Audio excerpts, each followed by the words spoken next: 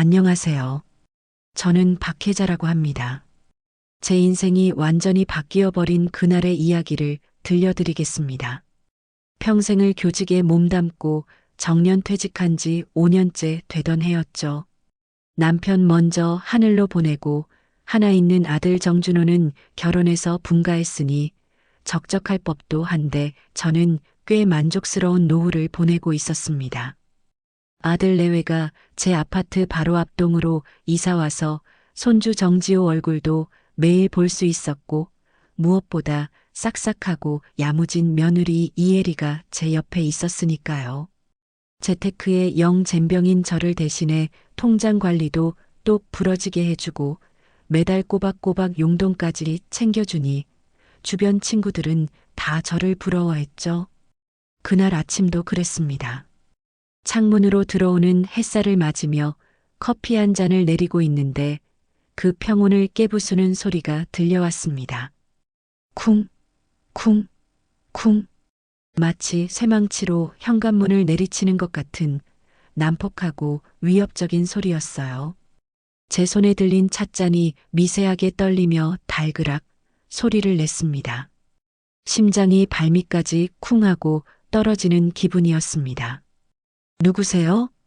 목소리가 덜덜 떨려 나왔지만 대답은 없었죠. 대신 문을 두드리는 소리는 더 거칠어졌습니다. 쿵, 쿵, 쿵, 쿵. 아파트 전체가 울리는 것 같았어요. 저는 인터폰 화면 쪽으로 다가갔습니다. 화면에는 한 번도 본 적 없는 험상궂은 인상의 사내 둘이 서 있었습니다.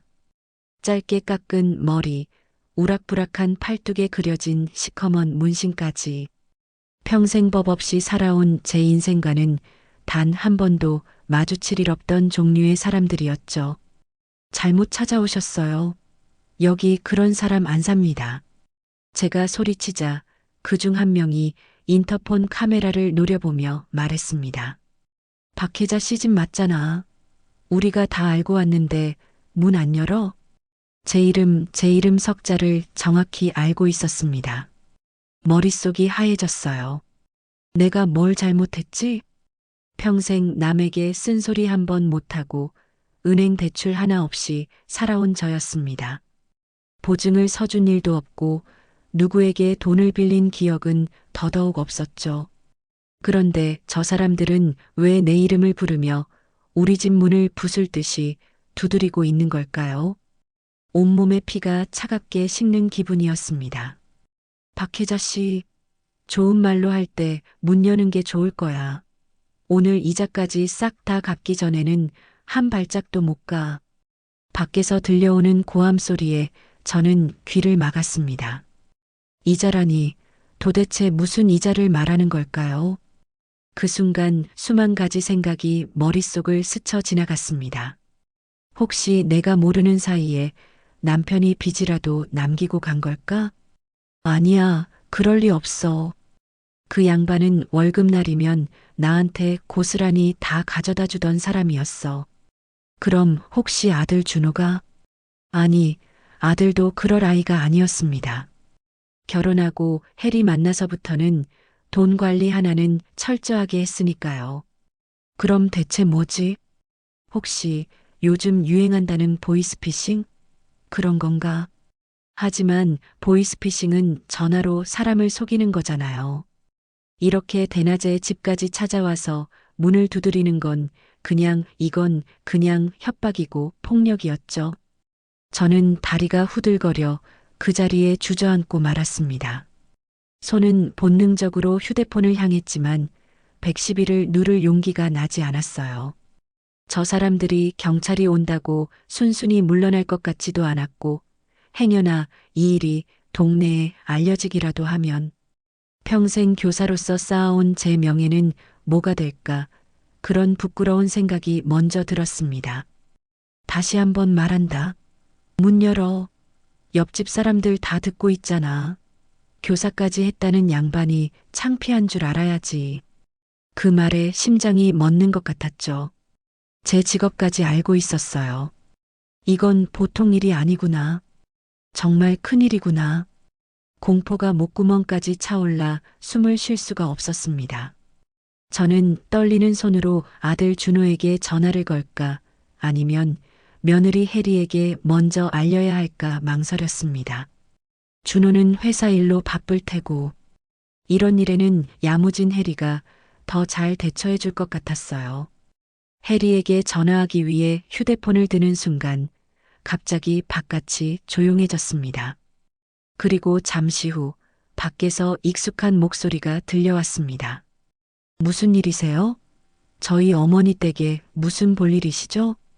해리의 목소리였습니다. 저는 구세주라도 만난 것처럼 현관문으로 달려가 귀를 기울였습니다. 문틈으로 해리의 차분하고 당당한 목소리가 들려왔죠.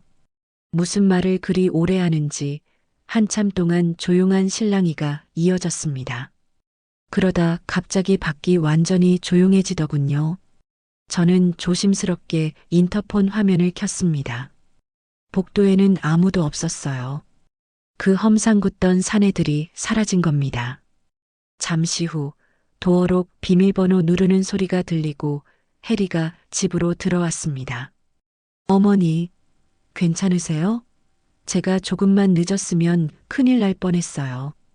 해리는 제 손을 잡으며 놀란 가슴을 쓸어내렸습니다. 저는 다리에 힘이 풀려 소파에 털썩 주저앉았죠. 얘야, 저 사람들 대체 누구니? 왜 내 이름을? 해리는 물 한 잔을 떠와 제게 건네며 말했습니다. 어머니, 아무래도 요즘 유행하는 신종 보이스피싱 수법 같아요. 노인분들 혼자 사는 집 알아내서 일부러 찾아와 겁주고 돈 뜯어내는 거죠. 제가 신분증 보여달라고 하고 경찰에 신고한다고 하니까 바로 꼬리 내리고 도망가더라고요. 아, 그런 거였구나. 듣고 보니 그럴듯했습니다. 하도 세상이 흉흉하다는 소리는 들었지만 막상 제가 그런 일을 당할 거라고는 상상도 못했죠. 무서워라 하마터면 돈을 줄 뻔했네. 그러니까요. 앞으로는 절대 모르는 사람한테 문 열어주시면 안 돼요. 아셨죠? 제가 아침마다 들러서 확인할게요. 해리는 제 어깨를 다독이며 안심시켜 주었습니다. 그 야무지고 똑 부러지는 모습에 불안했던 마음이 눈 녹듯 사라졌죠. 역시 우리 며느리밖에 없구나. 아들보다 100번 낫다. 저는 해리가 너무 고맙고 대견해서 손을 꼭 잡았습니다. 내 덕에 살았다, 얘야. 내가 없었으면 난 정말 어쩔 뻔했니? 별 말씀을요, 어머니. 제가 당연히 해야 할 일인걸요. 이제 걱정 마세요. 다 해결됐으니까요. 해리는 환하게 웃어 보였지만 지금 돌이켜보면 그 웃음 뒤에 숨겨진 서늘한 칼날을 저는 미처 보지 못했습니다. 그저 제 노후를 든든하게 지켜주는 수호천사라고만 믿고 있었죠. 그렇게 며칠이 흘렀습니다. 험악했던 사내들의 방문은 해리의 말처럼 신종사기단의 해프닝으로 정리되는 듯했죠. 저는 해리의 당부대로 문단속을 더 철저히 했고 해리는 이전보다 더 자주 저희 집에 들러 저를 챙겼습니다. 그날은 손주 지호가 유치원을 쉬는 토요일 오후였습니다. 아들 내외가 볼 일이 있다며 잠시 지호를 맡기고 갔죠. 저는 오랜만에 손주와 둘이 시간을 보내며 과자도 먹고 그림도 그리며 평화로운 시간을 보내고 있었습니다. 할머니, 나 되게 신기한 거 보여줄까? 지호가 장난감 상자를 뒤지다가 갑자기 제게 달려와 속삭였습니다. 응? 우리 지호가 뭘 보여주려고? 아이는 뭐가 그리 신나는지 발을 동동 구르며 제 손을 잡아 끌었죠. 지호가 가리킨 곳은 해리가 외출하며 잠시 거실에 벗어둔 핸드백이었습니다. 지호야, 엄마 가방 함부로 만지면 못 써. 제가 말렸지만 아이는 이미 가방 안에서 무언가를 꺼내 들고 있었습니다. 이거 봐. 엄마 가방에 있는 깜깜한 그림책이야. 지호의 작은 손에 들려있던 건 검은색 가죽으로 된 꽤 두툼한 수첩이었습니다. 언뜻 보기에도 아주 고급스러워 보이는 물건이었죠. 저는 아이를 타일러야 한다는 생각보다 저런 걸 가지고 다녔나 하는 단순한 호기심이 먼저 들었습니다. 어디 보자, 우리 지호가 뭘 찾았나? 저는 웃으며 지호의 손에서 수첩을 건네받았습니다. 묵직한 무게감과 부드러운 가죽의 감촉이 손에 그대로 전해졌죠. 겉에는 아무것도 쓰여 있지 않았습니다. 그냥 평범한 다이어리 같기도 했고요. 저는 별 생각 없이 수첩의 첫 장을 넘겼습니다. 그리고 그 안에 적힌 내용을 보는 순간 제 얼굴에서 미소가 서서히 사라지기 시작했습니다. 그건 그림책도 다이어리도 아니었습니다. 수첩의 첫 페이지부터 마지막까지 빽빽하게 적혀 있는 것은 알아볼 수 없는 사람들의 이름과 주민등록번호, 그리고 연락처였습니다. 그리고 그 옆에는 눈을 의심할 만한 숫자들이 적혀 있었죠. 1,000만 원, 3,000만 원, 5,000만 원.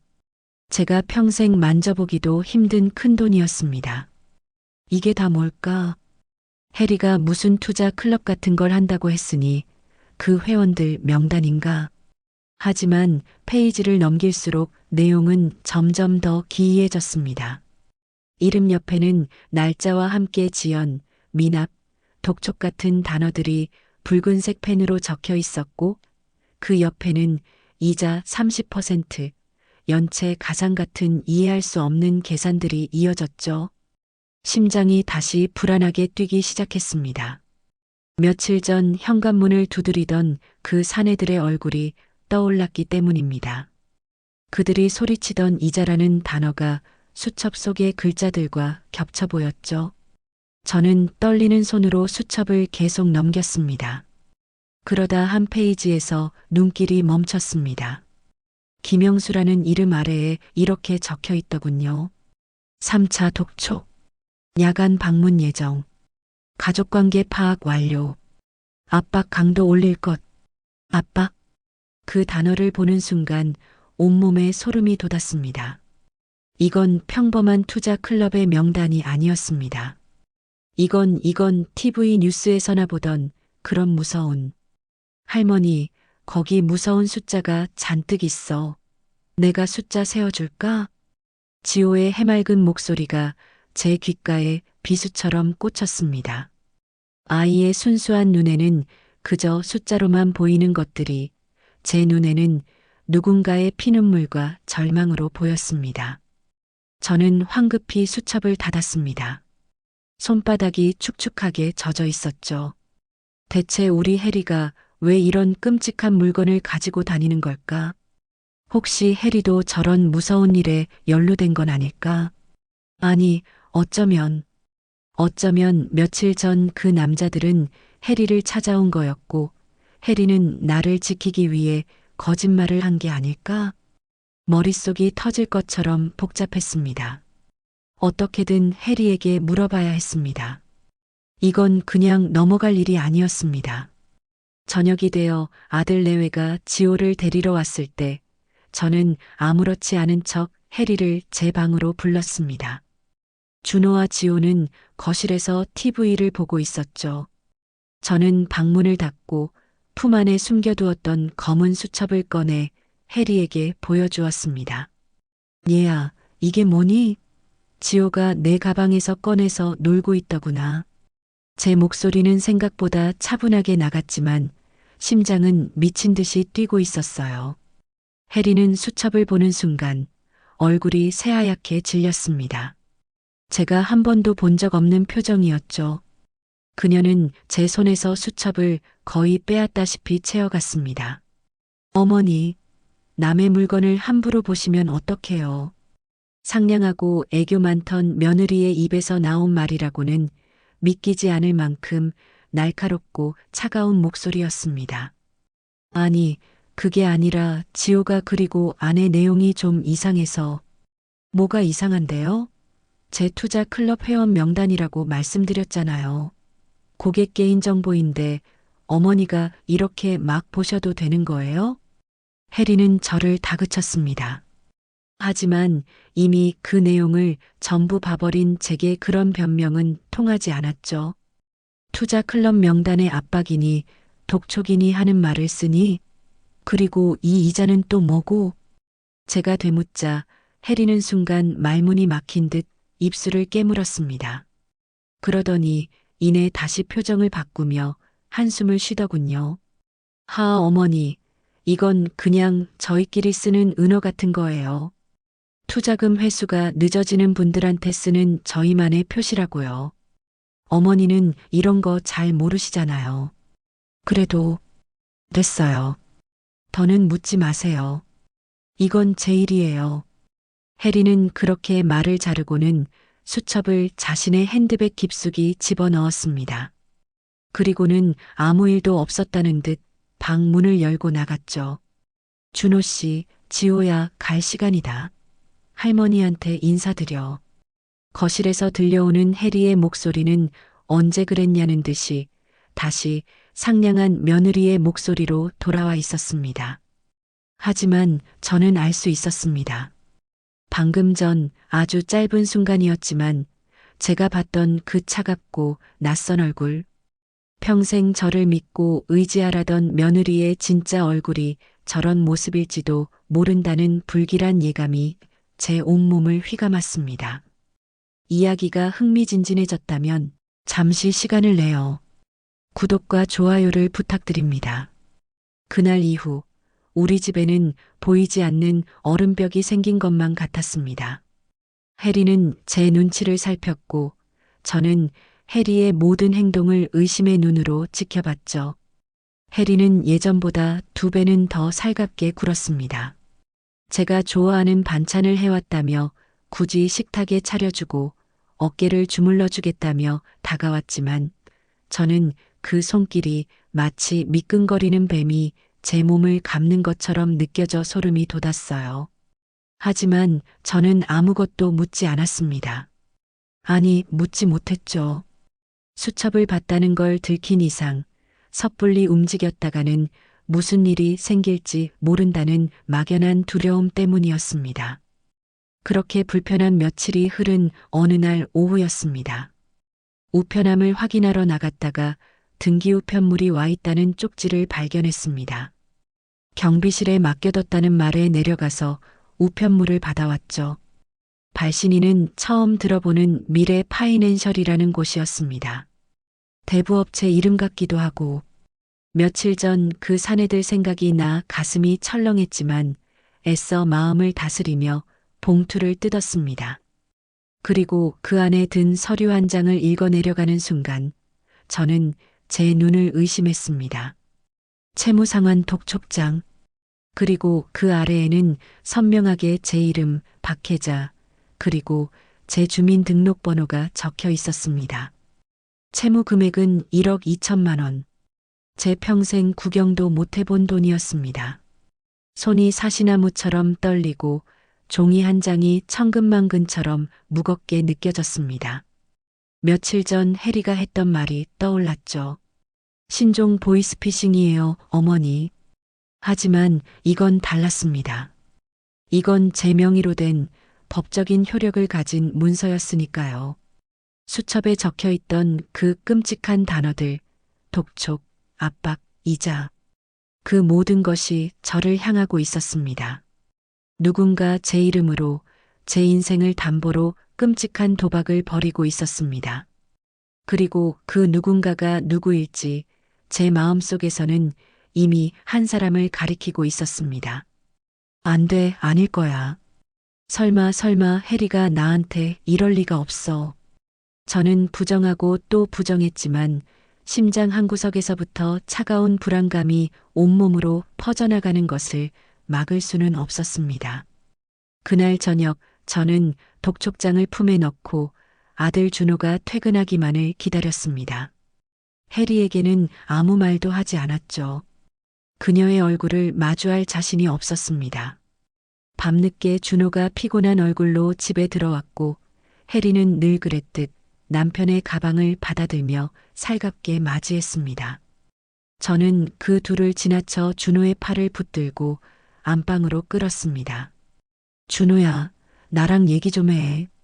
제 심각한 표정에 준호도 해리도 당황한 기색이 역력했죠. 엄마, 왜 그래? 무슨 일인데? 이것 좀 봐라. 오늘 이런 게 집으로 날아왔다.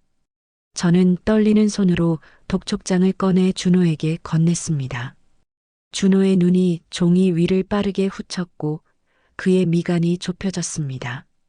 그때 해리가 조용히 안방으로 들어왔습니다. 어머니, 그게 뭐예요? 해리는 준호의 손에 들린 종이를 보더니 마치 예상했다는 듯 깊은 한숨을 내쉬었습니다.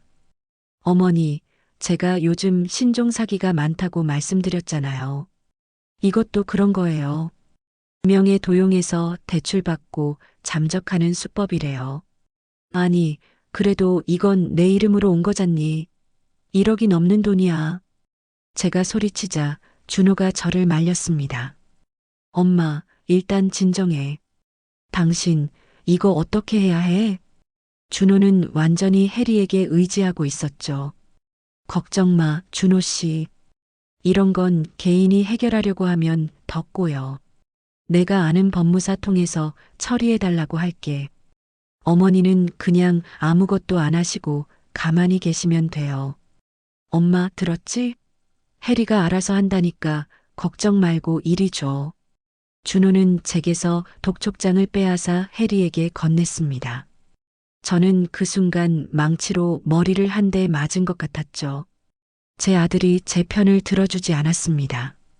겁에 질린 제 마음을 알아주기보다 아내의 말을 더 믿고 있었습니다.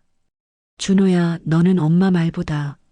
엄마, 해리가 이런 건 나나 엄마보다 더 잘 알잖아. 전문가 통해서 처리한다는데 뭘 그렇게 불안해해. 피곤한 사람 좀 쉬자.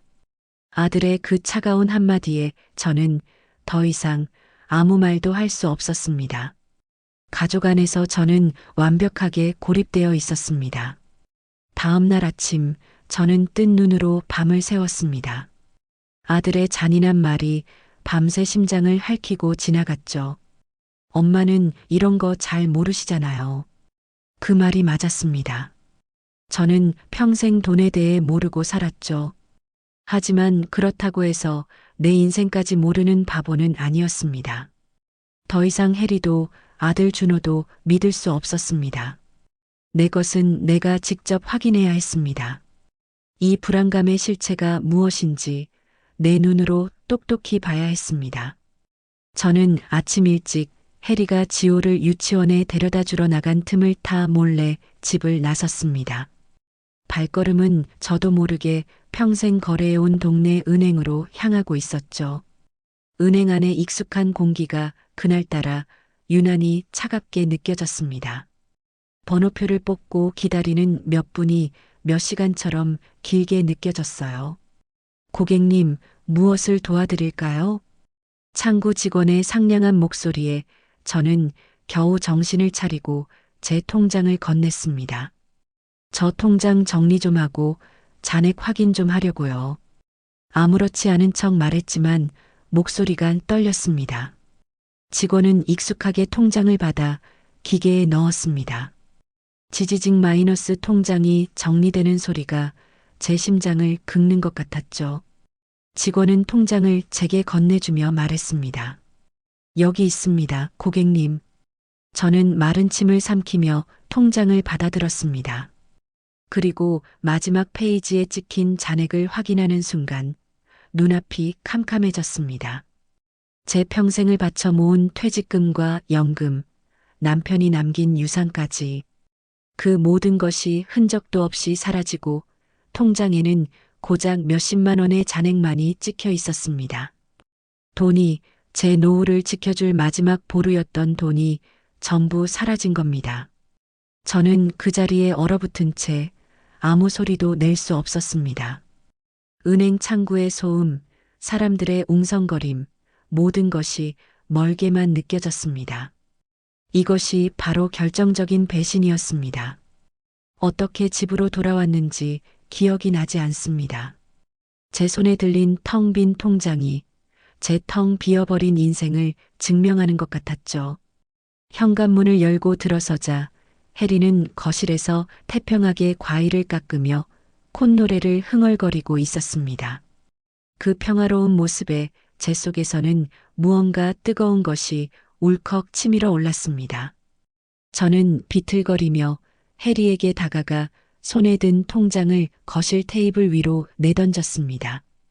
쨍그랑 과일 접시와 부딪힌 통장이 바닥으로 떨어지는 소리가 요란하게 울렸죠. 어머니, 왜 이러세요? 해리가 깜짝 놀라 저를 쳐다봤습니다. 저는 그녀의 눈을 똑바로 마주보며 물었습니다. 아니, 절규했습니다. 내 돈 내 평생이 담긴 그 돈, 다 어디 갔니? 제 목소리는 갈라지고 찢어져 거의 비명에 가까웠습니다. 해리의 얼굴에서 순간 당황한 기색이 스쳐 지나갔지만 그녀는 이내 표정을 바꾸더군요. 놀랍게도 그녀는 웃고 있었습니다.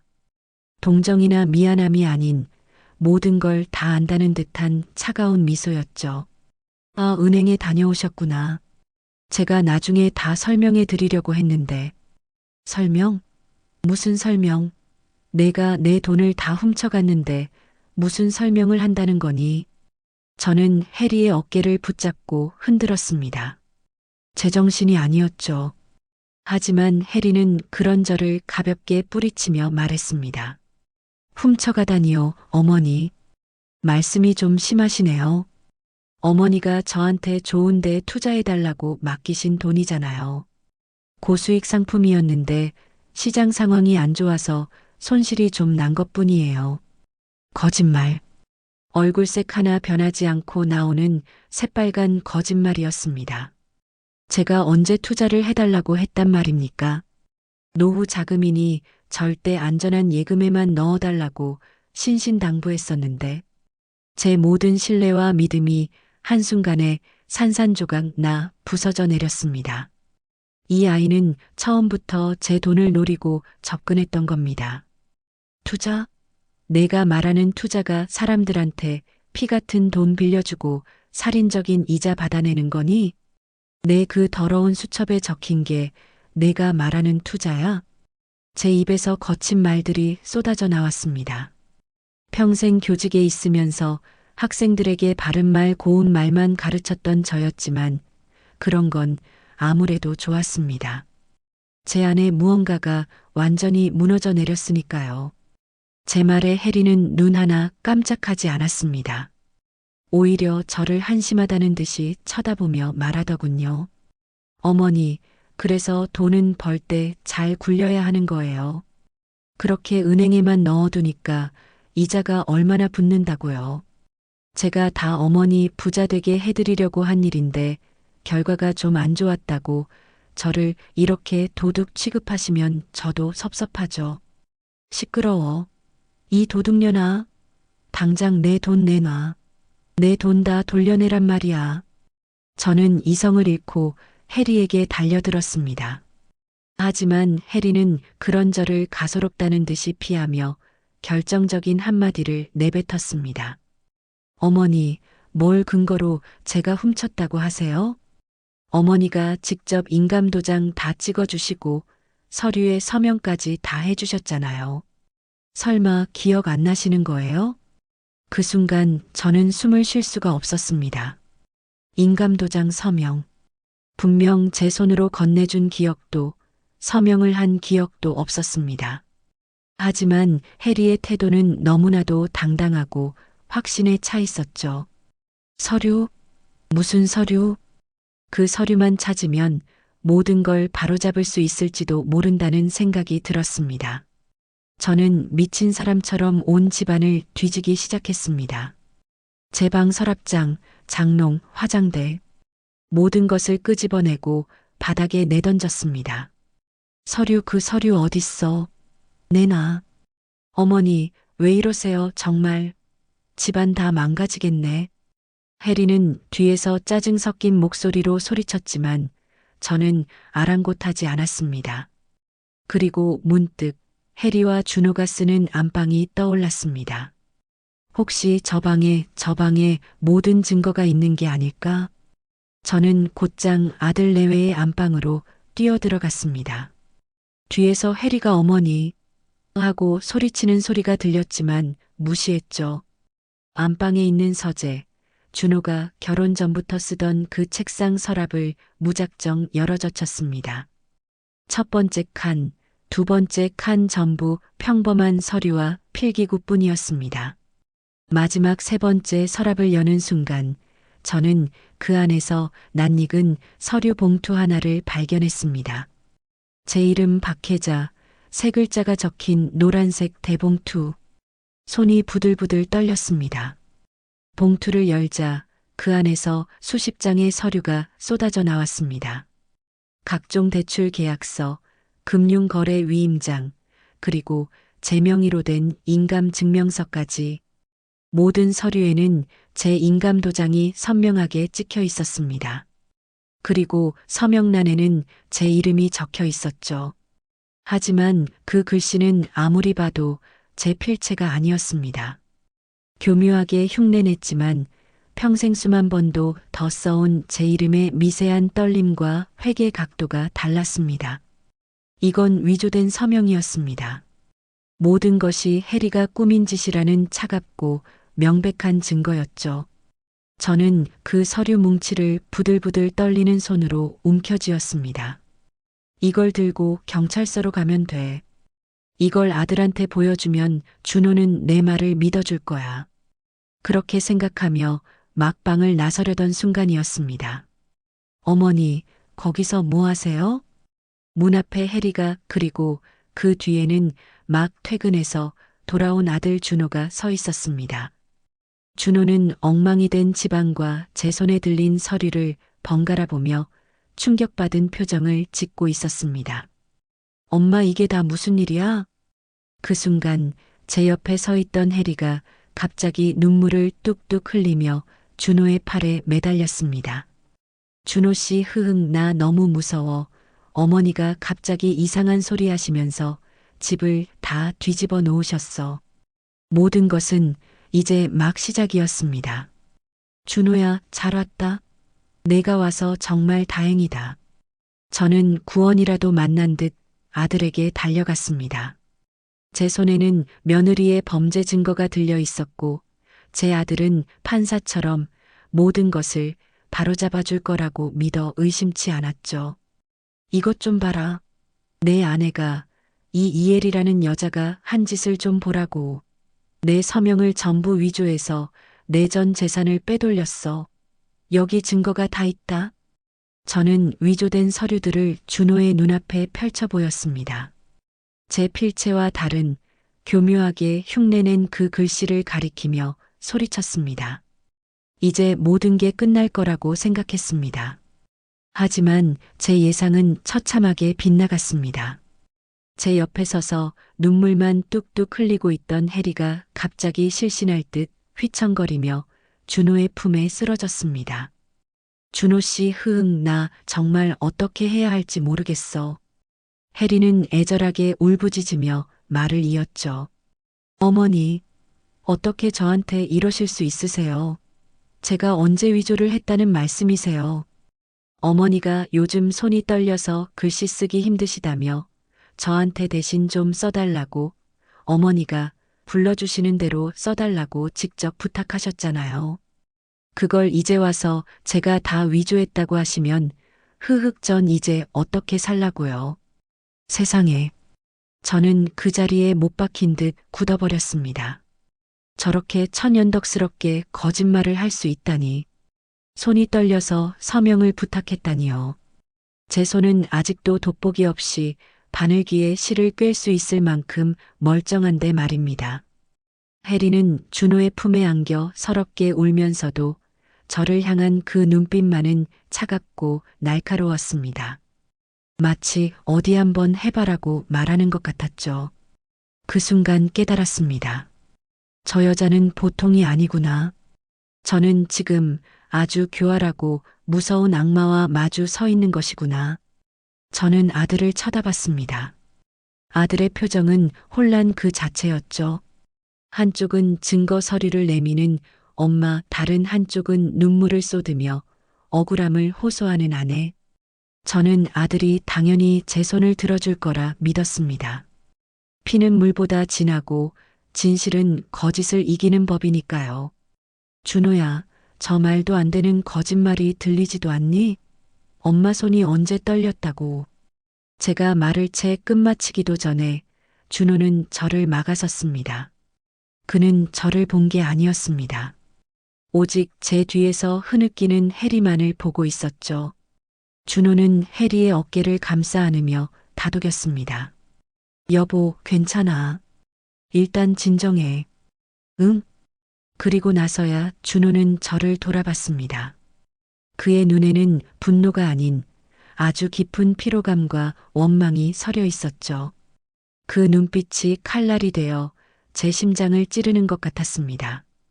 그는 제 손에 들린 서류들을 애써 외면하며 마른 침을 꿀꺽 삼켰습니다. 진실을 마주할 용기가 없는 비겁한 아들의 모습이었죠. 엄마, 제발 그만 좀 해. 해리 씨 좀 그만 괴롭히라고. 엄마 요즘 정말 이상한 거 알아? 왜 자꾸 멀쩡한 사람을 의심하고 못 살게 굴어? 뭐, 내가 누굴 괴롭혔다고.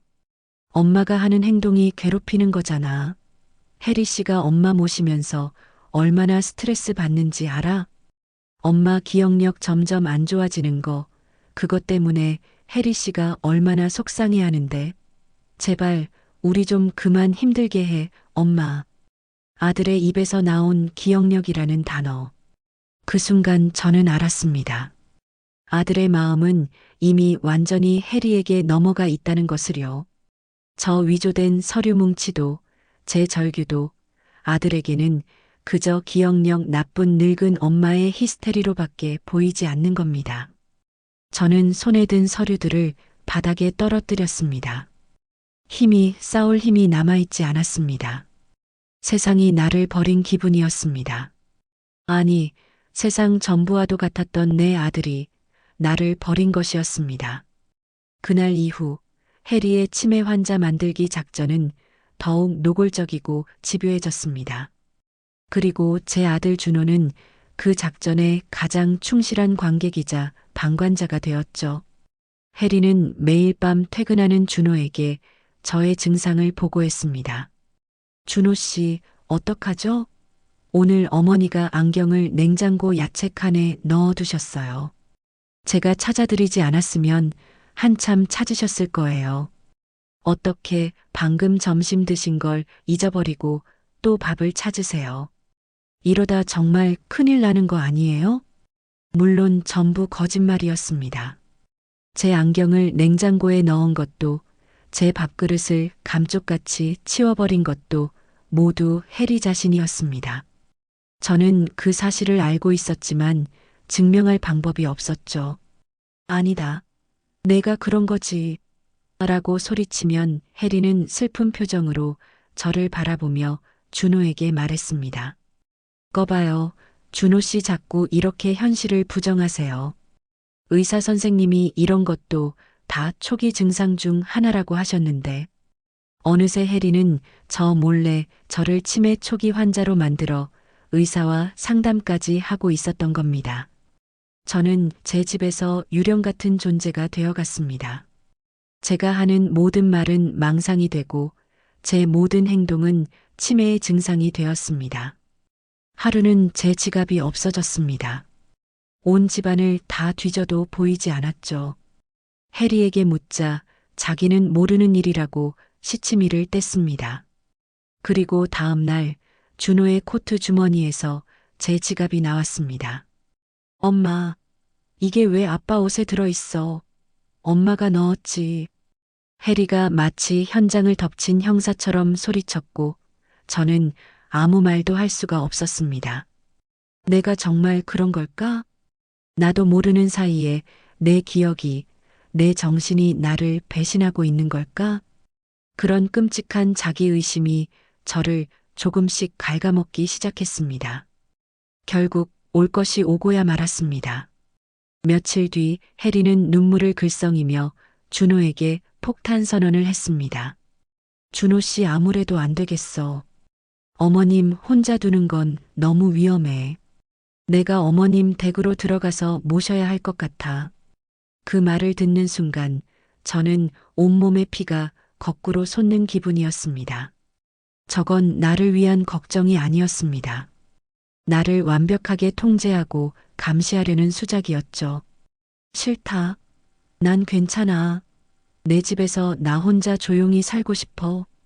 제가 격렬하게 반대했지만 준호의 귀에는 이미 아무것도 들리지 않았습니다. 엄마, 혜리 씨가 엄마 걱정돼서 자기 생활까지 포기하고 들어와서 모시겠다는데 왜 그렇게 철없는 소리만 해? 혜리 씨한테 고맙다고 해도 모자랄 판에. 아들의 눈에는 제가 그저 착한 며느리의 호의를 걷어차는 고집불통 늙은이로만 보일 뿐이었습니다. 그렇게 반나절 만에 혜리의 짐이 그리고 손주 지호의 장난감들이 제 집으로 쏟아져 들어왔습니다. 제가 평생 갖고 온 남편과의 추억이 깃든 고요한 공간은 순식간에 혜리의 왕국으로 변해버렸죠. 거실의 소파 방향이 바뀌고 제 찻잔이 있던 자리에는 혜리의 화려한 커피잔 세트가 놓였습니다. 부엌에서는 제가 좋아하는 된장찌개 냄새 대신 낯선 향신료 냄새가 진동했습니다. 복도를 지날 때마다 들려오는 혜리의 또각거리는 하이힐 소리는 제 심장을 옥죄는 압박감처럼 느껴졌습니다. 혜리는 제게 말했습니다. 어머니, 이제부터 식사 준비는 제가 다 할게요. 가스 불 같은 거 위험하시니까 절대 부엌에 들어오지 마세요.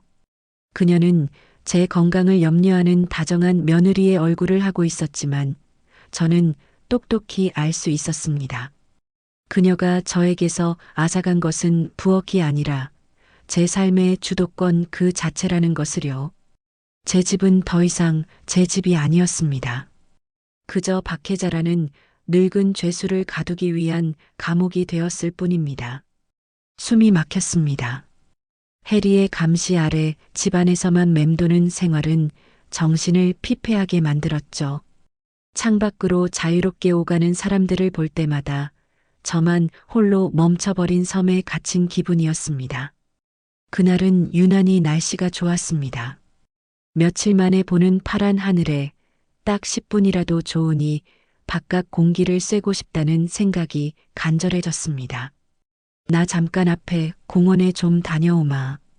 혜리는 거실에서 잡지를 보고 있었고 저는 최대한 아무렇지 않은 척 현관으로 향했습니다.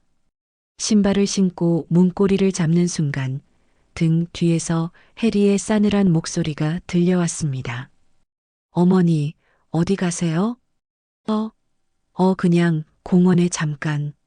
제가 같이 가드릴게요. 잠시만요. 혜리가 잡지를 탁 소리나게 내려놓으며 일어섰습니다. 아니다. 괜찮아. 바로 앞인데 뭘. 금방 다녀올게. 제가 서둘러 문을 열려고 하자 혜리가 성큼성큼 다가와 제 앞을 막아섰습니다. 그녀의 얼굴에는 늘 있던 상냥한 미소 대신 차가운 경고의 빛이 서려 있었죠. 안 돼요, 어머니. 혼자 나가시면 길이라도 잃으시면 어떡해요. 위험해요. 내가 어린애인 줄 아니? 평생 다닌 길이야. 비켜라. 제가 혜리를 밀치려 했지만 그녀는 꿈쩍도 하지 않았습니다. 오히려 제 팔을 강하게 붙잡았죠. 준호 씨가 알면 걱정해요. 어머니는 이제부터 제가 허락할 때만 외출하시는 거예요. 어머니를 위해서 그리고 우리 모두를 위해서요. 그 순간 혜리는 더 이상 며느리가 아니었습니다. 교도관이었죠. 철컥. 혜리는 제 눈앞에서 현관문의 보조키까지 잠가버렸습니다. 그 차가운 쇳소리가 제 남은 인생에 내려진 징역형의 선고처럼 귓가에 울렸습니다. 완전히 갇혀버린 며칠이 지났습니다. 저는 무기력하게 창밖만 바라보는 식물 같은 존재가 되어갔죠. 그때였습니다. 띵동 초인종 소리가 울렸습니다. 혜리가 인터폰 화면을 확인하더니 인상을 팍 찌푸렸습니다. 누구세요? 그녀의 목소리는 얼음장처럼 차가웠죠. 저 박혜자 선생님 댁 아닌가요? 저 좀 만나게 해주세요. 제발요. 인터폰 스피커 너머로 젊은 여자의 애절한 울음소리가 들려왔습니다. 왠지 낯설지 않은 목소리였습니다. 해리는 가차없이 소리쳤습니다. 여기 그런 사람 안 살아요. 당장 안 가면 경찰 부를 겁니다. 그리고는 통화 종료 버튼을 눌러버렸죠. 하지만 여자는 포기하지 않고 다시 초인종을 누르며 문을 두드렸습니다. 선생님, 박혜자 선생님, 저 영미예요. 시장에서 국밥집 하는 김영미요. 제발 한 번만 만나주세요. 김영미. 그 이름을 듣는 순간 심장이 쿵 하고 내려앉았습니다. 얼마 전 시장에서 제 바짓가랑이를 붙들고 울던 그 젊은 엄마였습니다. 저는 저도 모르게 현관으로 다가갔습니다. 문틈으로 그녀의 절규가 새어들어왔죠. 약속한 날짜가 고작 하루 지났다고 이자가 2배가 되는 게 세상에 어디 있나요? 제발 우리 애기 분유값도 없단 말이에요. 제발 살려주세요. 내 이름으로, 내 명의로 저 젊은 여자가 피눈물을 흘리고 있었습니다. 제가 저지른 죄가 아닌데도 온몸이 죄책감으로 타들어가는 것 같았습니다. 제가 망설이는 사이 해리는 제 팔을 거칠게 잡아 끌어 거실로 데려갔습니다. 그리고는 제 귓가에 뱀처럼 속삭였습니다. 똑똑히 들으세요, 어머니. 저 여자가 저렇게 된 건 다 어머니 때문이에요. 어머니가 애초에 저런 사람들한테 돈 빌려주지 않았으면 될 일이었잖아요. 그러니 저 여자의 불행은 온전히 어머니가 책임지셔야죠. 말도 안 되는 궤변. 하지만 그 순간 저는 아무런 반박도 할 수 없었습니다. 그날 밤 저는 잠을 이룰 수 없었습니다. 귓가에는 시장 국밥집 젊은 엄마의 울음소리가, 눈을 감으면 해리의 그 경멸 어린 속삭임이 메아리 쳤습니다. 어머니가 책임지셔야죠. 그래, 책임져야지. 내가 저지른 일은 아니지만 내 이름으로 벌어지고 있는 악행을 이대로 두고 볼 수만은 없었습니다. 이 지옥 같은 현실을 끝내기 위해서는 내가 여기서 무너지면 안 됐습니다. 증거도 논리도 통하지 않는 아들이었지만 그래도 내 아들이었습니다. 이성으로 안 된다면 감정에 호소하는 수밖에 없었습니다. 우리 모자가 함께 쌓아온 30년 세월, 그 기억에 마지막 희망을 걸어보기로 했습니다. 저는 장롱 가장 깊숙한 곳에서 먼지가 뽀얗게 쌓인 낡은 사진첩 하나를 꺼냈습니다. 남편과 사별하고 준호와 단둘이 살 때, 힘들 때마다 꺼내보던 우리의 추억이 담긴 물건이었죠. 저는 그 사진첩을 품에 안고 해리가 잠들기만을 기다렸습니다. 똑딱거리는 시계 초침 소리가 제 심장 소리처럼 크게 들리는 길고 긴 밤이었습니다. 자정이 넘어 해리가 잠든 것을 확인한 후에야 저는 조용히 자리에서 일어났습니다.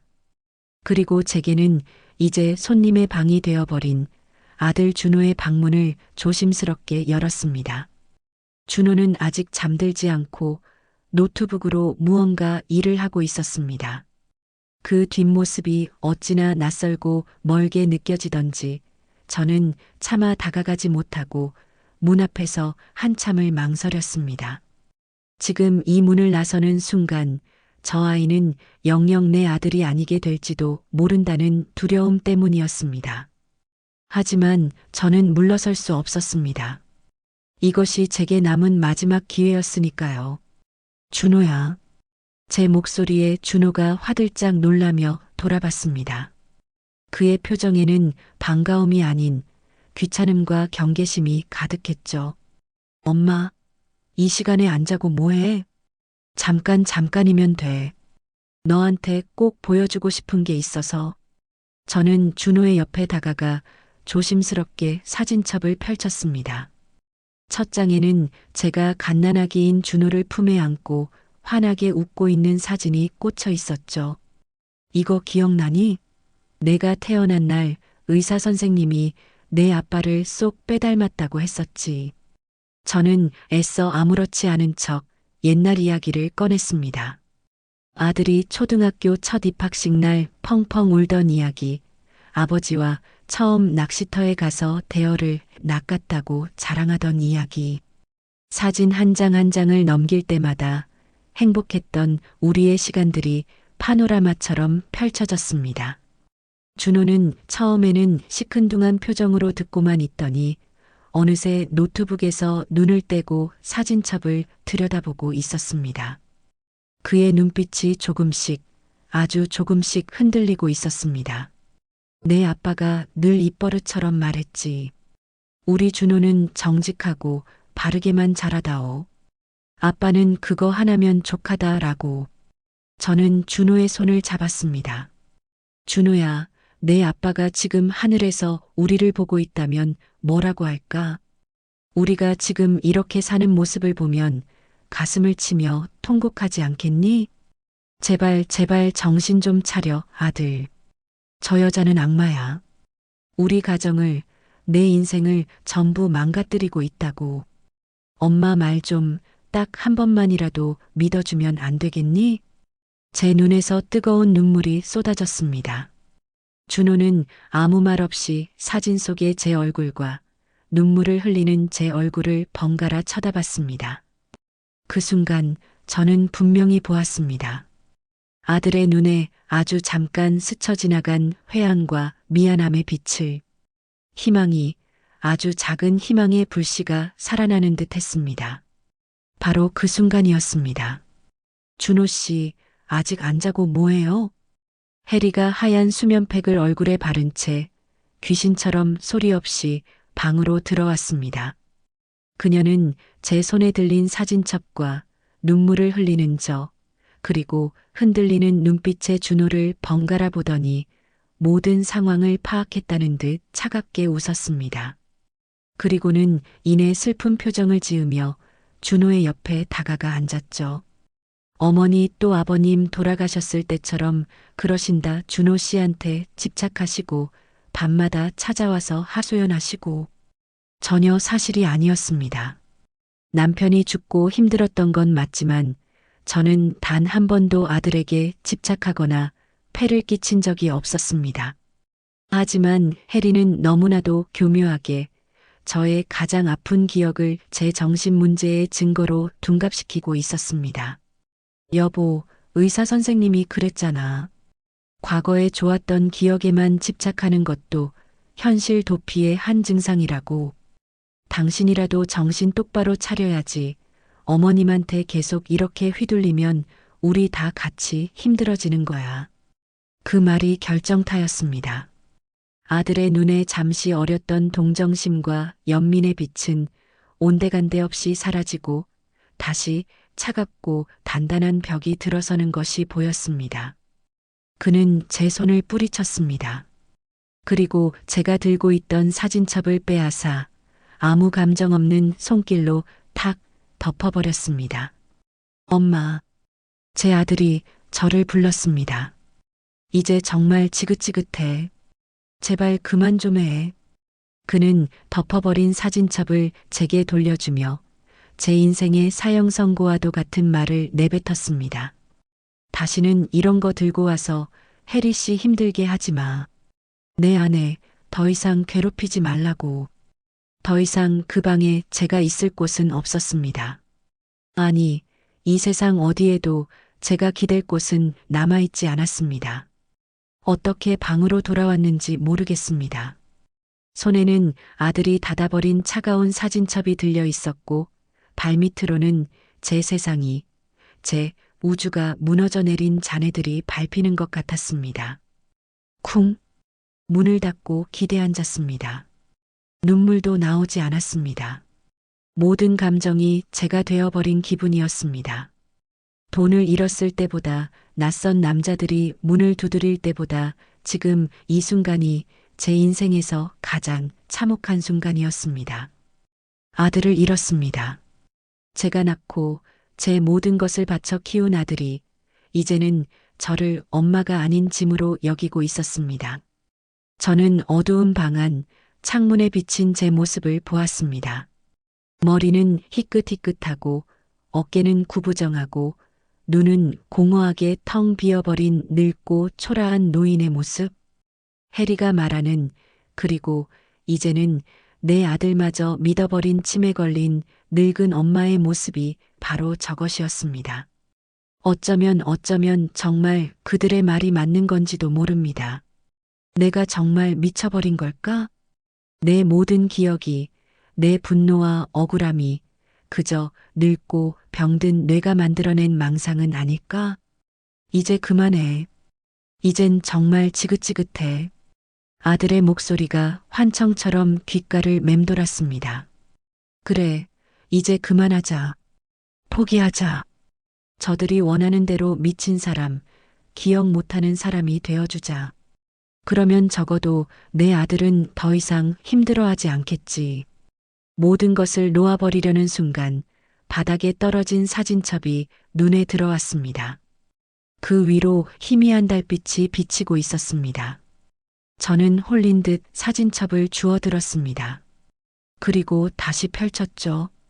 준호가 닫아버렸던 바로 그 페이지. 젊은 날의 저와 제 품에 안겨 잠든 어린 아들, 그리고 우리 둘을 사랑스럽게 바라보고 있는 남편의 모습. 사진 속 남편이 제게 말을 거는 것 같았습니다. 여보, 왜 이렇게 약해졌어? 당신은 내가 아는 세상에서 가장 강한 사람이었는데. 강한 사람. 그랬었죠, 저는. 남편 없이 홀로 아들을 키우면서 학교에서는 수십 명의 학생들을 가르치면서 저는 단 한 번도 약하다는 소리를 들어본 적이 없었습니다. 억울한 일을 당하면 밤잠을 설치면서도 끝까지 따져서 바로잡았고 불의를 보면 참지 못했습니다. 그런데 지금 저는 대체 무엇 하고 있는 걸까요? 고작 저 교활한 며느리 하나 때문에 내 아들이 잠시 속고 있다고 해서 내 인생 전체를 포기하려고 하고 있었습니다. 그 순간 제 안에서 무언가 다른 것이 고개를 들었습니다. 슬픔과 절망이 있던 자리에 차갑고 날카로운 분노가 이글거리는 오기가 솟아올랐습니다. 내가 왜 미쳐야 하고 내가 왜 포기해야 하지? 잘못한 건 명백히 저것들인데 왜 피해자인 내가 사라져야 한단 말인가? 용서할 수 없었습니다. 내 돈을 훔쳐간 것도 나를 치매 환자로 몰아간 것도 하지만 그 무엇보다 내 아들을 내 순수하고 착했던 아들을 저렇게 무정하고 잔인한 괴물로 만들어버린 저 여자를 나는 절대로 용서할 수 없었습니다. 그래, 당신 말이 맞아. 나 이렇게 약한 사람 아니었지. 저는 사진 속 남편을 보며 나지막이 속삭였습니다. 제 목소리에는 이전에 없던 단단함과 고요함이 실려 있었습니다. 눈물이 멎었습니다. 떨리던 손이 거짓말처럼 멈췄습니다. 더 이상 저는 피해자 박해자가 아니었습니다. 결심이 섰습니다. 이대로 죽은 듯이 갇혀서 저들의 승리를 지켜보며 서서히 미쳐가지는 않을 겁니다. 싸워야 했습니다. 하지만 지난번처럼 감정에 호소하거나 어설픈 증거를 들이미는 방식으로는 안 됐습니다. 저 악마 같은 며느리를 상대하려면 저보다 더 치밀하고 저보다 더 냉정해져야 했습니다.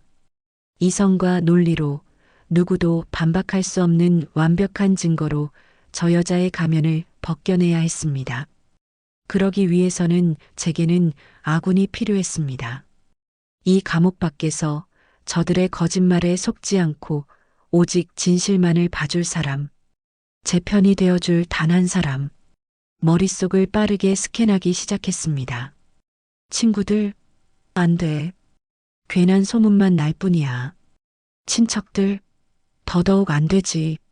가족 문제는 가족끼리 해결하라며 등을 돌릴 게 뻔했습니다. 경찰, 증거 불충분으로 문전박대당할 수도 있었습니다. 그때 제 뇌리를 스치고 지나가는 이름 하나가 있었습니다. 아주 오래전 제가 가르쳤던 제자 아이. 가난하고 반항심 가득했던 눈빛을 가졌지만 누구보다 똑똑하고 의리가 있었던 아이. 제가 끝까지 포기하지 않고 마음을 열어주자 졸업식 날 처음이자 마지막으로 제게 감사 편지를 건넸던 아이. 그 아이는 훗날 아주 유능한 변호사가 되었습니다. 서지혁. 그래, 지혁이. 그 아이라면 제 말을 믿어줄지도 모릅니다. 저는 벌떡 일어나 방안을 뒤지기 시작했습니다. 오래된 편지 상자, 졸업 앨범. 그 어디엔가 분명 그 아이의 연락처가 있을 겁니다. 어둠 속에서 더듬거리며 낡은 상자를 여는 제 모습은 더 이상 처량하지 않았습니다. 지옥의 가장 밑바닥에서 저는 비로소 제가 가야 할 길을 찾아낸 것입니다. 이제 반격의 시간입니다. 그날 이후 저는 다른 사람이 되기로 했습니다. 해리의 눈에는 더 기운이 없고 더 기억을 못하고 더 손이 많이 가는 치매 노인으로 보여야 했습니다.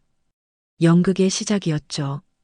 아침에 일어나면 일부러 멍한 표정으로 허공을 보고 해리가 말을 걸면 한참 뒤에야 응?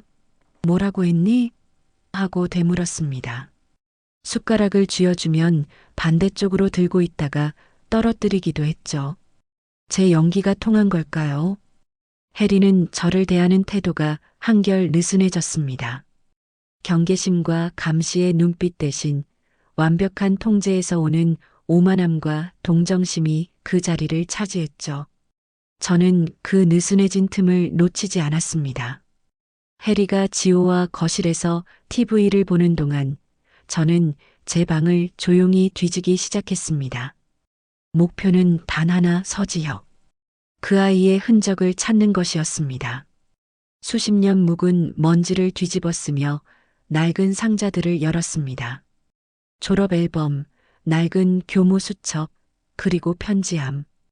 그 안에 빼곡히 꽂힌 제자들의 편지들 사이에서 마침내 조금은 촌스러운 파란색 편지 봉투 하나를 발견했습니다. 존경하는 박혜자 선생님께.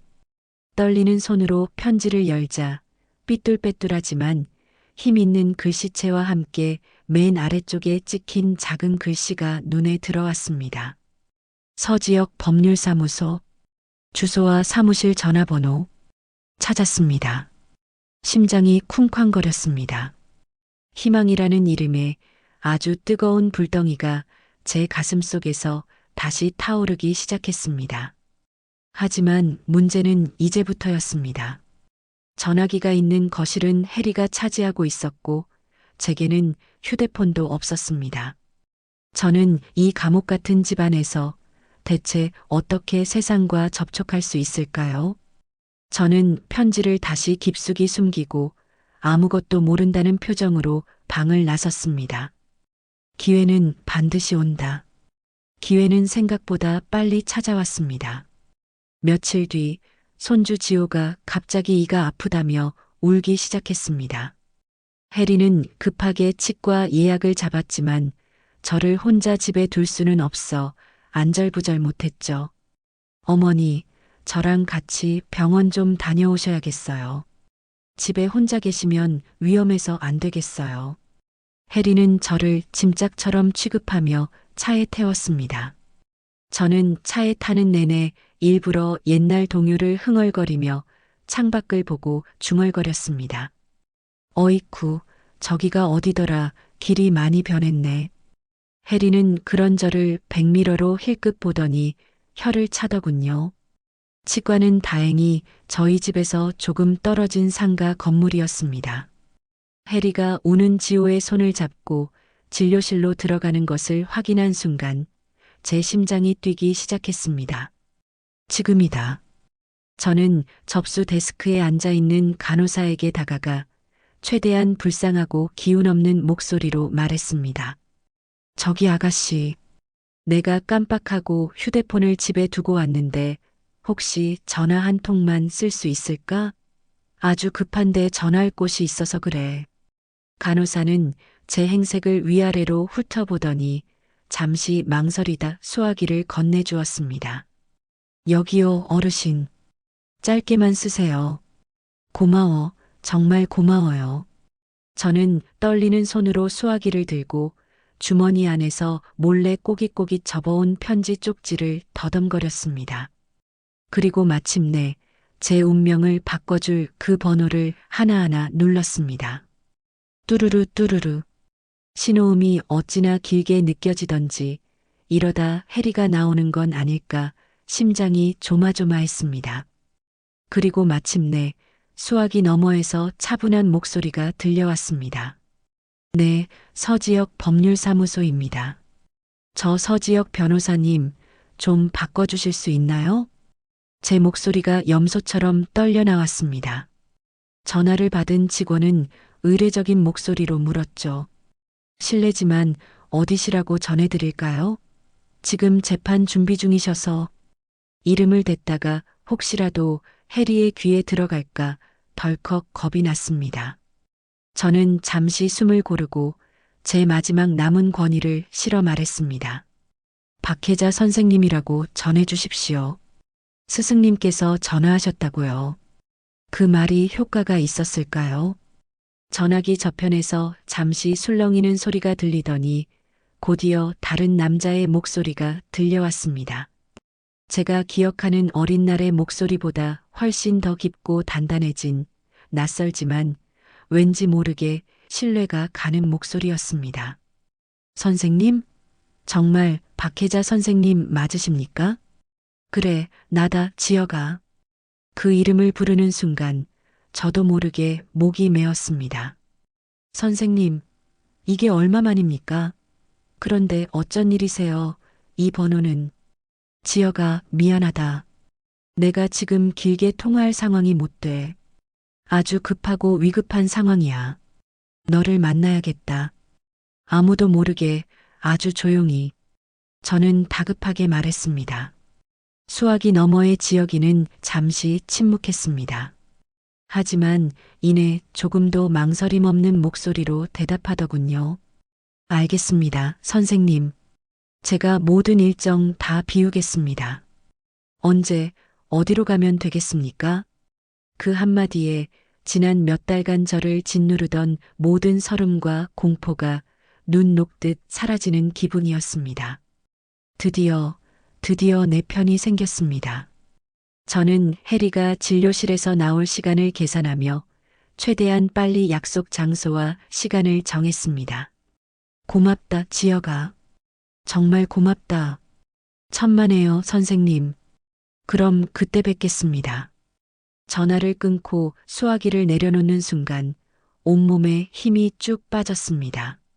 하지만 동시에 제 심장에는 새로운 힘이 차오르고 있었죠. 이제 시작이다. 이혜리 그리고 정준호. 너희들이 만든 이 지옥에서 내가 살아서 걸어나가 주마. 지혁이와 약속한 날까지 남은 이틀은 제 인생에서 가장 긴 이틀이었습니다. 저는 해리의 의심을 사지 않기 위해 혼신의 힘을 다해 정신 나간 노인 연기를 계속했습니다. 하루는 일부러 해리가 보는 앞에서 리모컨을 들고 여보세요?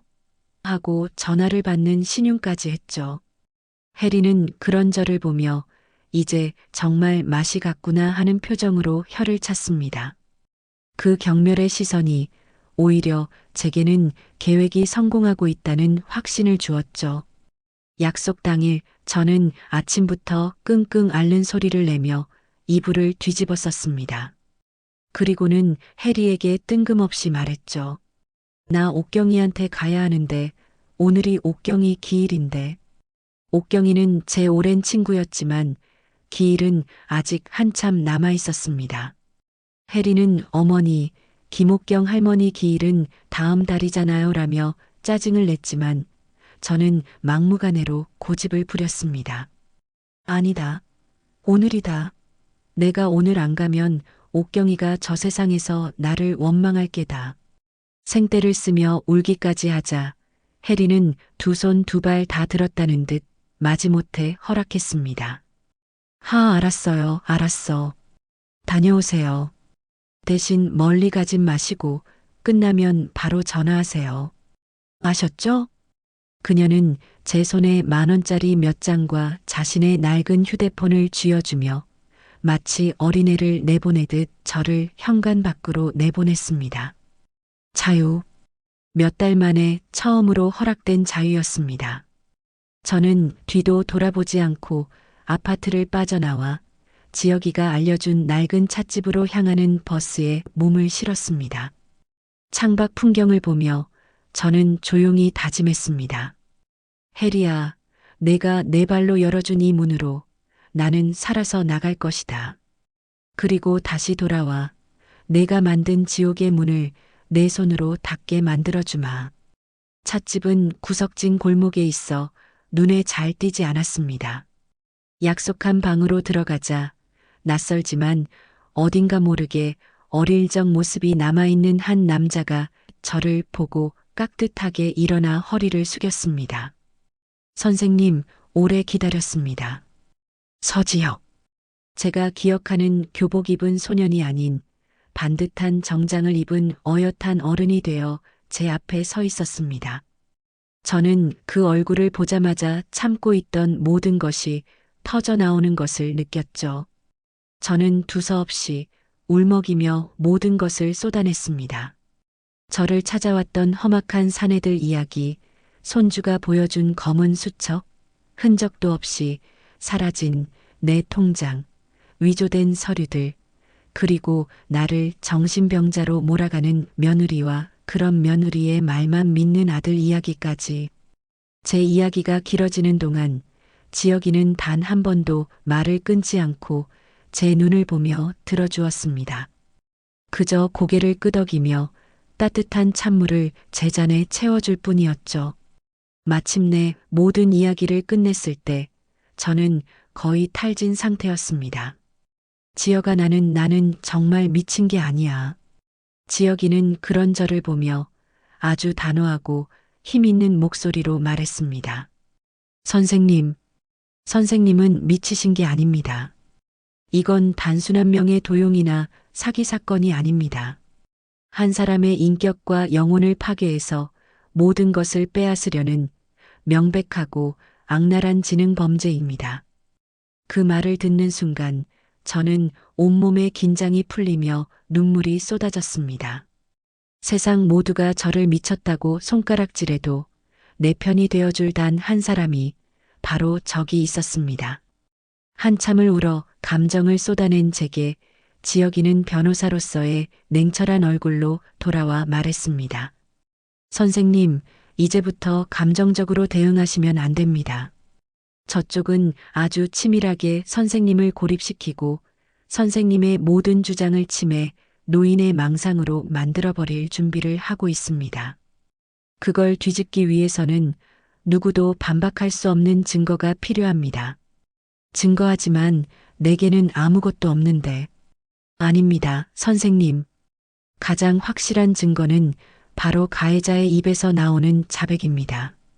지혁이는 가방에서 작은 상자 하나를 꺼냈습니다.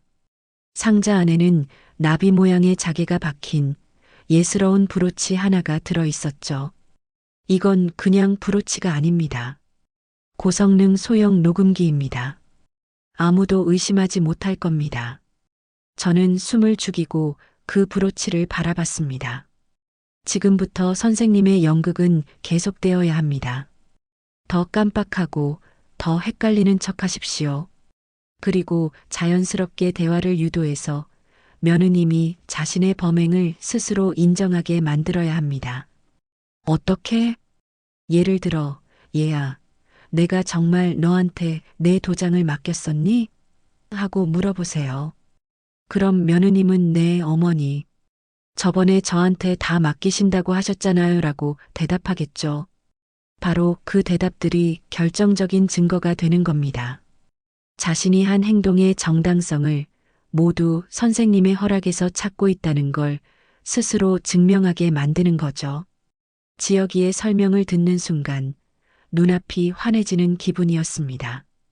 해리가 저를 공격하기 위해 썼던 치매와 망상이라는 창을 이제는 제가 방패로, 아니, 날카로운 칼로 되돌려줄 수 있게 된 것입니다. 저는 결심한 표정으로 브로치를 받아 가슴에 달았습니다. 차가운 금속의 감촉이 제게는 따뜻한 갑옷처럼 느껴졌습니다. 찻집에서 돌아온 저는 완벽한 배우가 되어 있었습니다. 현관문을 열고 들어서자마자 저는 일부러 다리에 힘이 풀린 척 비틀거리며 신발장에 주저앉았습니다. 아이고, 아이고 다리야. 옥경이네 집이 이렇게 멀었나? 해리는 소파에 누워 TV를 보다가 그런 저를 한심하다는 눈빛으로 쳐다봤습니다. 어머니, 친구분 기일도 헷갈리시는 분이 댁은 어떻게 찾아오셨대요? 그러게 말이다 오다가 길을 잃어서 한참 헤맸네. 경찰서에 물어봐서 겨우 왔어.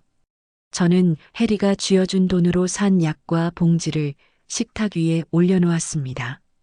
해리는 봉지를 보더니 피식 웃음을 터뜨렸죠.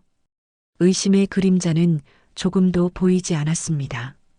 그날부터 나비 모양 자개 브로치는 제 분신이 되었습니다. 저는 잠을 잘 때도 밥을 먹을 때도 가슴 한편에서 그 차가운 감촉을 느끼며 마음을 다잡았죠. 작전은 다음 날 아침부터 바로 시작됐습니다. 저는 신문 가계부 코너를 보고 있는 해리에게 다가가 어수룩하게 물었습니다. 얘야, 나도 용돈 받은 걸로 가계부나 써볼까 하는데 도장이 어디 있더라? 통장 정리하려면 도장이 있어야 할 텐데. 해리는 저를 쳐다보지도 않고 귀찮다는 듯이 대답했습니다. 어머니, 제발 했던 말 또 하게 하지 마세요. 도장이랑 통장 전부 저한테 맡기셨잖아요. 관리하기 힘드시다고요. 됐어. 저는 속으로 쾌재를 불렀습니다. 제 가슴에 달린 작은 나비가 방금 해리의 목소리를 꿀처럼 빨아들였을 겁니다. 첫 번째 증거 확보. 저는 아무것도 모른다는 표정으로 고개를 끄덕였습니다. 아, 그랬었나? 내가 깜빡했네. 미안하다. 아시긴 뭘 아세요. 이따 점심이나 잘 챙겨 드세요. 해리의 목소리에는 이제 저에 대한 일말의 존중도 남아있지 않았습니다. 그리고 그것이 저에게는 가장 강력한 무기가 되어주고 있었죠. 며칠 뒤 저는 두 번째 미끼를 던졌습니다. 이번에는 좀 더 과감한 미끼가 필요했죠. 저는 일부러 며칠 동안 밤에 잠을 설치는 척 뒤척이고 끙끙 앓는 소리를 냈습니다. 해리는 시끄러워 죽겠네라며 짜증을 냈지만 크게 신경 쓰지는 않았죠. 그러던 어느 날 아침 저는 퉁퉁 부은 눈으로 해리에게 다가가 심각한 표정으로 말했습니다. 얘야, 나 아무래도 안 되겠다. 밤마다 내 아버지가 꿈에 나와서 나를 혼내키는구나. 네, 아버님이요? 해리가 처음으로 제 말에 흥미를 보였습니다. 그래, 서명은 함부로 하는 게 아니라고, 도장은 내 몸처럼 아껴야 하는 거라고 호통을 치시는데 무서워서 잠을 잘 수가 없어. 우리가 그때 그 서류에 서명한 거, 그거 정말 괜찮은 거니? 아무래도 영 찜찜하구나. 저는 일부러 서류라는 단어를 강조하며 불안한 척 그녀의 눈치를 살폈습니다. 해리는 제 말을 듣더니 잠시 생각에 잠기는 듯 했습니다. 그러더니 이내 저를 안심시키려는 듯 과장된 몸짓으로 제 손을 잡았습니다. 어머니, 또 옛날 생각에 빠지셨구나. 아버님은 무슨요? 그때 그거 아주 좋은 투자 상품이라고 저한테 고맙다고까지 하셨잖아요. 나중에 수익 많이 나면 저 유럽 여행 보내주신다고 약속도 하셨고요. 정말 기억 안 나세요?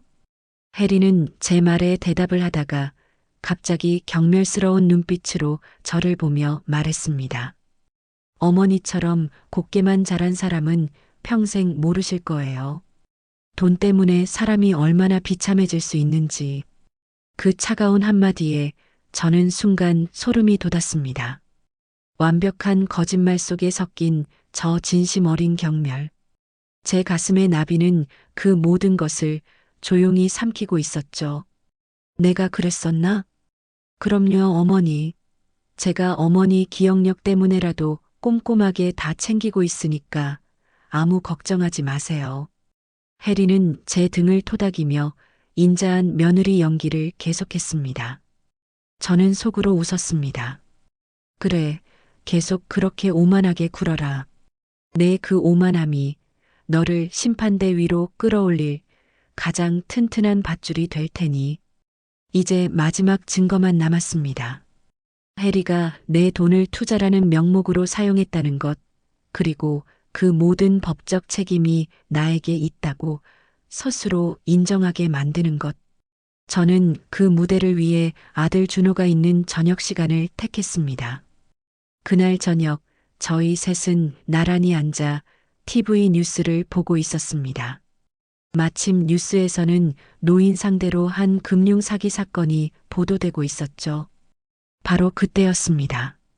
저는 갑자기 숨을 헐떡이며 가슴을 치기 시작했습니다. 아이고, 무서워라, 아이고, 나 죽네. 엄마, 왜 그래 또? 준호가 놀라 제게 달려왔습니다. 저는 준호의 팔을 붙잡고 공포에 질린 목소리로 말했습니다. 준호야, 무섭다. 우리 집도 빚이 있으면 어떡하지? 저 사람들처럼 험상궂은 사람들이 찾아오면 어떡해? 해리야, 내 통장에 돈은 그대로 있는 거 맞지? 제 절박한 연기에 해리와 준호는 서로 피곤하다는 눈빛을 교환했습니다. 해리는 깊은 한숨을 내쉬며 마치 철없는 아이를 타이르듯 제 등을 쓸어내렸습니다. 어머니, 걱정하시지 말라니까요. 제가 몇 번을 말씀드려요. 어머니 돈은 제가 지금 안전한 곳에 잘 투자해 놨다고요. 그리고 그녀는 결정적인 실수를 저질렀습니다. 아마도 아들 앞에서 자신의 정당성을 다시 한번 확인시키고 싶었던 모양입니다. 해리는 준호가 들으라는 듯 아주 또렷한 목소리로 말했죠. 그러니 만에 하나 잘못되더라도 모든 건 어머니가 허락하신 일이니 책임은 어머니가 지시는 거예요. 서류상으로도 법적으로도요. 아시겠죠, 어머니? 끝났습니다. 저는 고개를 푹 숙여 흐느끼는 척했지만 제 입가에는 희미한 미소가 걸려 있었습니다. 제 가슴에 달린 작은 나비 브로치가 방금 마지막 독을 빨아들였습니다. 이제 독이 가득 찬 그 침을 악마의 심장에 꽂아 넣을 시간만이 남았습니다. 모든 증거를 확보한 다음 날 저는 지혁이에게 전화를 걸어 모든 것이 준비되었다고 알렸습니다. 지혁이는 이제 마지막 무대를 준비해야 한다고 말했죠. 가해자가 가장 방심하고 가장 오만한 순간에 모든 것을 끝내야 한다고요. 저는 그 무대를 위해 아들 준호의 생일을 디데이로 잡았습니다. 며칠 뒤가 바로 아들의 36번째 생일이었거든요. 저는 해리에게 아주 오랜만에 활짝 웃어 보였습니다. 얘야, 이번 주말이 우리 아들 생일이지 않니? 내가 정신이 오락가락해도 아들 생일은 잊을 수가 없구나. 엄마가 아주 오랜만에 솜씨 발휘해서 우리 아들 생일상을 차려줘야겠다. 제 갑작스러운 변화에 해리는 잠시 의아한 표정을 짓더니 이내 흡족한 미소를 지었습니다. 아마 치매 환자가 잠시 제정신이 돌아왔나 보다 하고 생각했겠죠. 그날부터 저는 생일 잔치 준비에 몰두했습니다. 해리는 그런 저를 감시하듯 따라다니며 사사건건 간섭했죠. 어머니, 잡채에 시금치는 너무 많이 삶으셨네. 어머니, 갈비 양념에 설탕을 왜 이렇게 많이 넣으세요? 그녀는 완벽한 주인 행세를 하며 저를 하녀처럼 부렸습니다. 저는 아무 말 없이 그녀가 시키는 대로 했습니다. 그 오만하고 가증스러운 모습을 제 눈과 가슴에 하나하나 새겨두기 위해서였습니다. 마침내 아들의 생일날 저녁 준호는 퇴근하고 돌아와 진수성찬이 차려진 식탁을 보고는 어린아이처럼 기뻐했습니다. 우와, 엄마, 이게 다 뭐야? 완전 잔치상이네.